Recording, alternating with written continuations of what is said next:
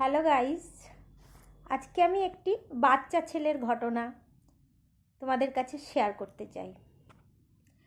আজ 5-6 বছর আগের কথা। নীল বলি একটি ছেলে, সে আমার বাড়িতে খেলা করত, আশেপাশে বাচ্চাদের সঙ্গে খেলতো। তখন ছিল বিশ্বকর্মা পুজো। সবাই যেমন ঘুড়ি উড়ায়, বাচ্চাটাও ঘুড়ি উড়াচ্ছিল। আমাদের বাড়ির পাশে হাই রোড, সেই রোডে জানেন তো এনি টাইম গাড়ি চলে। বাচ্চাটি ঘুড়ি উড়াতে উড়াতে ঘুড়ি কেটে গেছে, দৌড়ে ধরতে ধরতে হাই রোডে উঠে গেছে। উঠে যাওয়ার পরে একটা লরি এসে বাচ্চাটাকে ধাক্কা দিয়ে তার পাটা কেটে যায়। জাস্ট একটুখানি ঝুলেছিল। তা আমি মেয়েকে স্কুল থেকে বাড়ি থেকে এসে দেখি সবাই দৌড়ে দৌড়ে দিল্লি রোডে যাচ্ছে। আমি বললাম, সবাই কি করতে যাচ্ছে, দৌড়ে যাচ্ছে কেন? তখন একটি বাচ্চা বলল, আন্টি নীল বলে যেই ছেলেটি, ওর না অ্যাক্সিডেন্ট হয়েছে। আমিও দৌড়ে চলে গেলাম, থাকতে পারলাম না, কারণ আমাদের বাড়িতে খেলাধুলো করতো।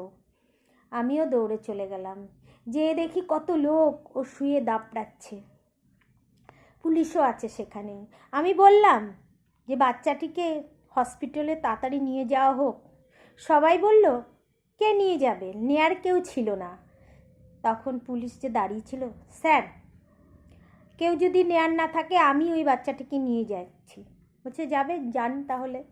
আমি ট্যাক্সি করে, আমার কাছে কিছু টাকা ছিল, অল্প কিছু, আমি ট্যাক্সি করে নিয়ে আরজি কলে চলে গেলাম। আরজি কলে যেই নামিয়েছি তখন পুলিশটা আমাকে ধরলো। তখন বললো এটা তো পুলিশ কেস। আমি ভাবলাম পুলিশ কেস তো হবে, পরে হবে। বললো তোমার কে হয়, আপনার এটা কে হয়? আমি বললাম আমার ছেলে। কি হয়েছে? তখন ঘটনাটি আমি সব খুলে বললাম। বলার পরে তাড়াতাড়ি করে এমার্জেন্সিতে নিয়ে ডক্টররা দেখলেন, সবাই বললো তাড়াতাড়ি একে ওটিতে ঢুকাও। সঙ্গে সঙ্গে ওটিতে ঢুকালো।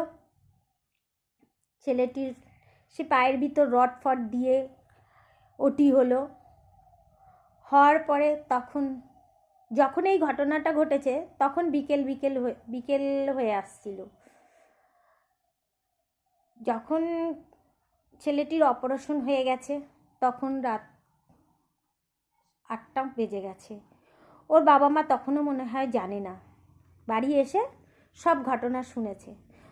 তখন ওর বাবা মা দৌড়াতে দৌড়াতে সেই আরজি কলে চলে গেছে। তখন ছেলের